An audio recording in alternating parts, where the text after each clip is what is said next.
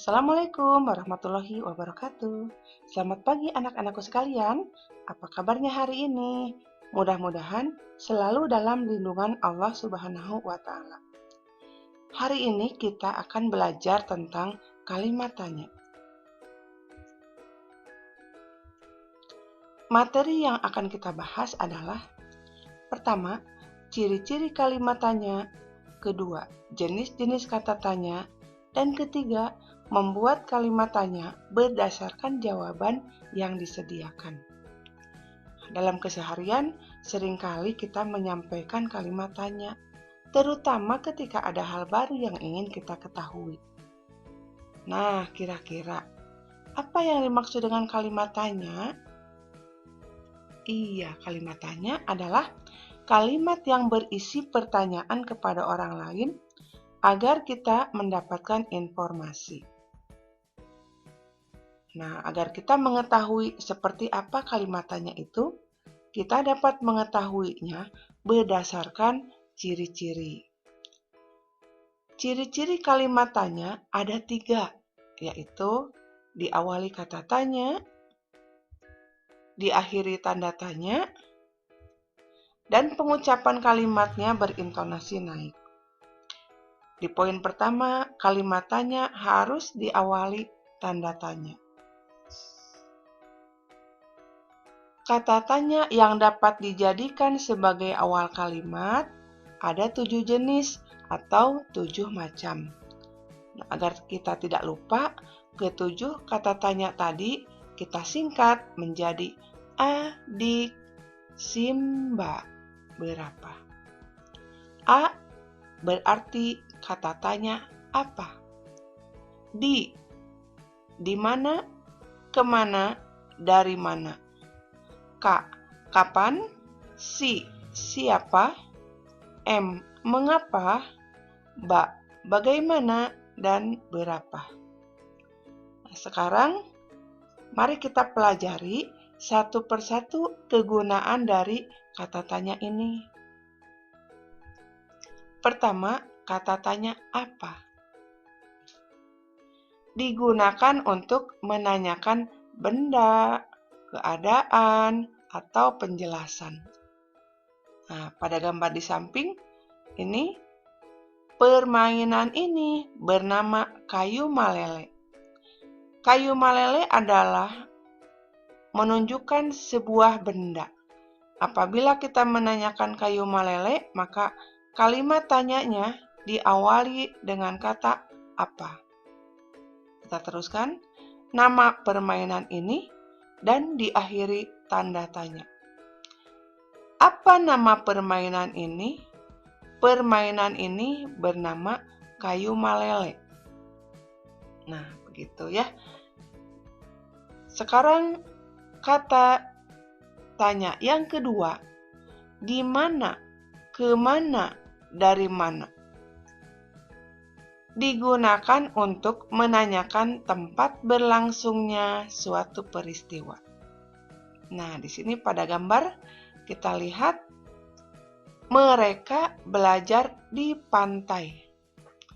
Pantai itu merupakan sebuah tempat. Jadi apabila kita menanyakan tentang pantai, di pantai, kalimat tanyanya diawali dari kata di mana. Mereka belajar. Di mana mereka belajar? Mereka belajar di pantai. Nah, cukup mudah ya. Nah, kita sekarang ke kata tanya yang ketiga, kapan? Digunakan untuk menanyakan waktu terjadinya suatu peristiwa. Nah, ada gambar anak-anak sedang membersihkan kelas secara bersama-sama. Mereka membersihkan kelas pukul 7.30. Pukul 7.30 merupakan waktu atau menyatakan waktu. Apabila kita bertanya tentang waktu, maka kita awali kalimat tanyanya dengan kata kapan. Kita teruskan, mereka membersihkan kelas. Nah, jadi kapan mereka membersihkan kelas? mereka membersihkan kelas pukul 7.30. Nah, begitu. Masih ada kata tanya yang keempat, siapa? Digunakan untuk menanyakan orang.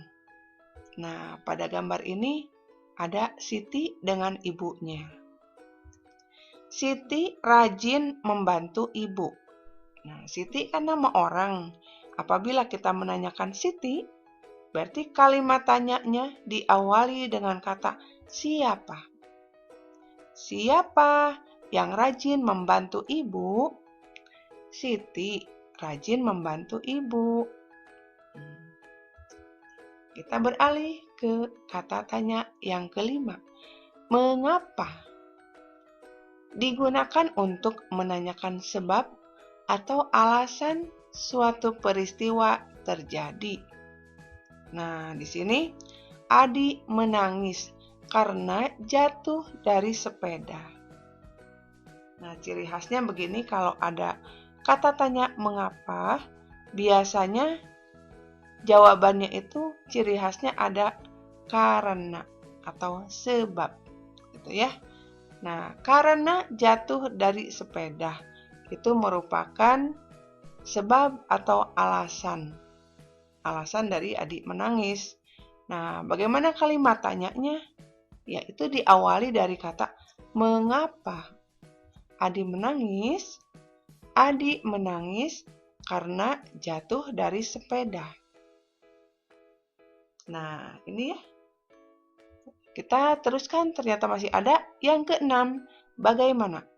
Kata tanya bagaimana digunakan untuk menanyakan keadaan, cara, atau proses terjadinya suatu peristiwa. Nah, di sini ada anak-anak sedang bermain dampu, ya. Cara bermain dampu yaitu meloncat di atas kotak secara berurutan sesuai angka. Kalimat yang diberi garis bawah itu merupakan kalimat yang menunjukkan cara, ya. Nah, kalau kita bertanya berarti diawali dengan kata bagaimana. Bagaimana cara bermain dampu? Cara bermain dampu yaitu meloncat di atas kotak secara berurutan sesuai angka. Nah, masih ada kata tanya yang ketujuh, yang terakhir. Berapa? Ini digunakan untuk menanyakan jumlah atau satuan. Jumlah anggota pramuka 8 orang. Nah, 8 itu menunjukkan jumlah. Jadi apabila kita menanyakan tentang jumlah, kita awali dari kata berapa. Berapa jumlah anggota pramuka? Jumlah anggota pramuka 8 orang. Nah, itu anak-anakku sekalian, mudah ya. Kata tanya itu kadang ada juga yang diberi akhiran kah. Misalnya, siapa yang rajin membantu ibu? Siapakah yang rajin membantu ibu? Contoh kedua, berapa jumlah anggota pramuka? Berapakah jumlah anggota pramuka? Bagaimana cara bermain dampu? Bagaimanakah cara bermain dampu? Nah, pada kalimat pertama tidak ada akhiran kah pada kata tanyanya. Sedangkan pada kalimat kedua diberi kata kah. Nah, kalimat pertama dan kalimat kedua tetap memiliki arti yang sama, jadi tidak mengubah arti dari kalimat itu sendiri. Nah, begitu ya. Cukup mudah sekali. Demikian pembahasan kita tentang kalimat tanya. Semoga ada guna dan manfaatnya. Mohon maaf atas segala kekurangan. Untuk lebih memahami tentang cara membuat kalimat tanya, di sini Ibu memberikan tugas kepada kalian sebanyak 5 soal. Silahkan diisi sesuai contoh yang sudah dibahas tadi. Bila kurang,